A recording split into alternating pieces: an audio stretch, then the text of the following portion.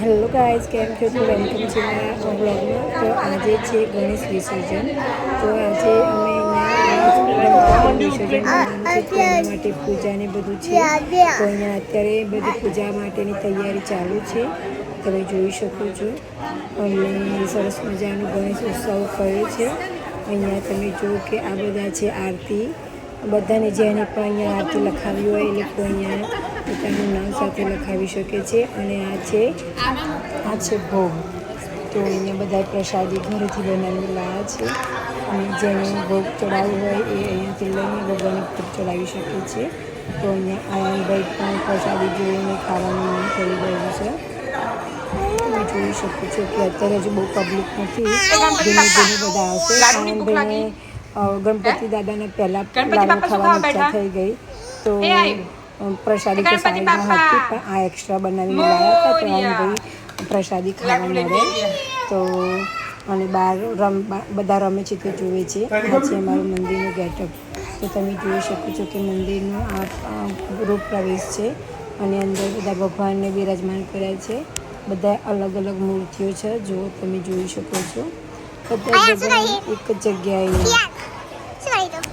અને અહીંયા કિયાન બંને રમે છે, મોજમાં આવી ગયા છે બંને જણા. અને આવું વેધર મળે એટલે લોકોને મસ્તીનો તો પાર જ નહીં હતો.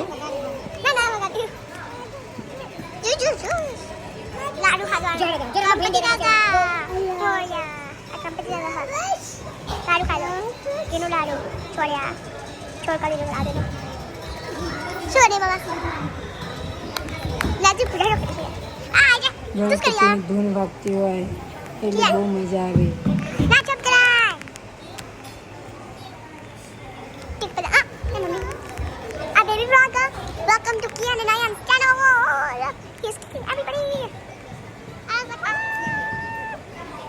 હજુ અમે થોડા વહેલા આવી ગયા હતા, પણ આયા તો છોકરાઓને રમવા મળ્યું. બધા આવશે હવે થોડી વારમાં, કારણ કે પૂજાનો ટાઈમ પણ 3 વાગ્યાનો લખ્યો છે, પણ અમે લોકો 2 વાગે આવી ગયા હતા. એટલે હવે બધા ધીમે ધીમે આવે છે. તમે જુઓ કે અહીંયા કેટલા સરસ મજાના ગણપતિ બેસાડ્યા છે. એમ જોઈને એમ થાય કે ક્યાં ગણપતિ અહીંયા જ રહેવા દેવાના, ક્યાંય નથી જવા દેવાના. અહીંયા જો બધી લેડીઝો આવી ગઈ છે. આ લોકોએ બહુ સખત મહેનત કરીને ગણપતિ છે. એક સાથે જોબ, અને એક બાજુ જોબ હોય અને એક બાજુ આ બધી તૈયારી કરવાની એટલું ઇઝી નથી હોતું, છતાં પણ બધી લેડીઝો સરસ મજાની ભાગ ભજવે છે. અને એટલું ઇઝી નથી કે યુએસની અંદર બહુ હાર્ડ વસ્તુ છે, તો પણ બધાને ભગવાન પ્રત્યેની જે ભાવ છે એ લોકો વ્યક્ત કરે છે. તો જુઓ તમે બધા ધીમે ધીમે આવી ગયા છે મોસ્ટલી.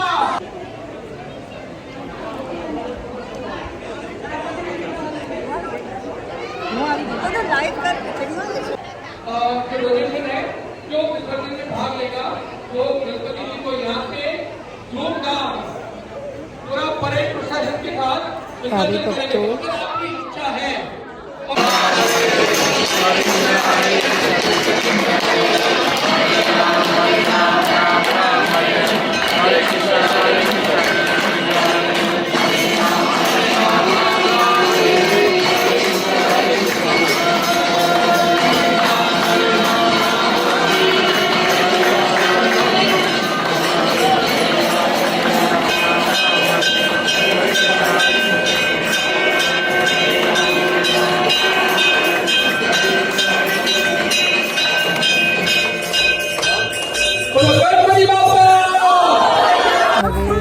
ગણપતિના વિસર્જન માટે અહીંયા વરઘોડાની તૈયારી થઈ રહી છે. તો ગણપતિનું વરઘોડું કાઢવાનું છે, ગણપતિ વિસર્જનનું વરઘોડું કાઢવાનું છે.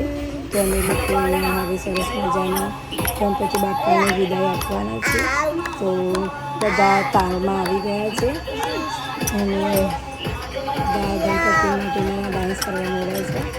અમને પણ ખૂબ મજા આવી.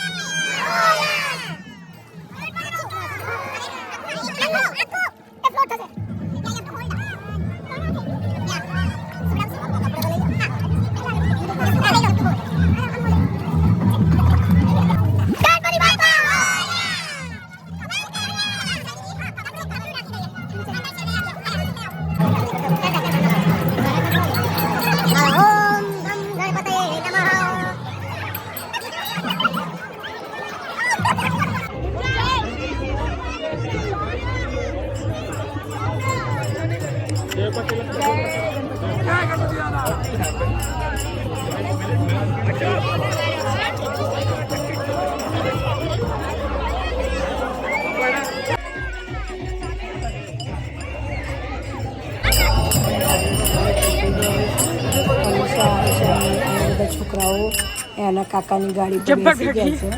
ઉતરવાનું નામ નથી દેતા. છોકરાઓને મજા પડી ગઈ છે કે આવી રીતે ગાડી પર ક્યારે બેસવાનું આવે, દિવસની અંદર ક્યારેથી બેસવા મળ્યું નહીં એટલે. અને હવે પાછા ફરીથી અમે લોકો મંદિરમાં જવાના છીએ.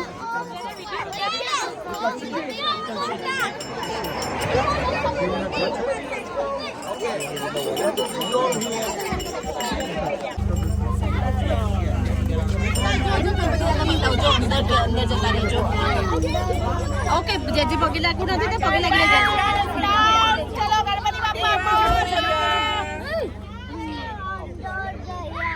કેમ અંદર ગયા એમને હવે એમના ઘરે જવાનું હોય ને. હવે પ્રસાદી ટાઈમ થઈ ગયો છે તો બધા પ્રસાદી લેવા બેસી ગયા છે. બધા શાંતિથી ગણપતિના ભોગ લઈને પછી બધાને જેને ઘરે જવું હોય એ લોકો બધા પછી ઘરે જતા રહેશે. એટલે 6 વાગ્યા પહેલાં ભોજનનો ટાઈમ થઈ ગયો છે તો બધા ભોજન લેવા છે. અને એમાં બધું થોડું ક્લિનિંગનું કામ પણ ચાલુ છે. એક બાજુ જમણવાર ચાલુ છે અને એક બાજુ ક્લિનિંગનું કામ એટલે બંને સાથે પતી છે. તો અહીંયા ગમે તેવા મોટા માણસો હોય પણ ભગવાનના ત્યાં છોકરાઓ થઈ જાય એટલે પછી અહીંયા ગમે તે હોય તો અહીંયા કામ કરે અને એમાં કોઈ જાતની શરમ ના હોય હે ને. તો બસ આવી રીતે બધા અહીંયા બેઠા હોય, વાતો કરીએ અને આ ટાઈમ ક્યાંય નથી મળતો. બસ આપણે બધા ભેગા થઈએ ત્યારે આ ટાઈમ મળે છે. તો આવી રીતે અમે હવે અહીંયા મંદિર બનાવ્યું છે તો બધા અહીંયા મળીએ છીએ. તો આ છે ગણપતિ બાપાનું મુગટ. બસ ગણપતિ બાપાનું વિસર્જન થઈ ગયું છે. તો ચલો હવે આપણે મળીએ નેક્સ્ટ બ્લોગમાં. તો આવી રીતે મારા બ્લોગને સપોર્ટ કરતા રહેજો. તો અને ચેનલને સબસ્ક્રાઈબ, લાઈક અને શેર કરવાનું ભૂલતા નહીં. તો ચલો મળીએ. બાય. જય શ્રી કૃષ્ણ. આવી સામે છેલ્લે દર્શન કરવા આવ્યા છે. ગણપતિ બાપા જતા રહે બેટા. આવજો. બાય.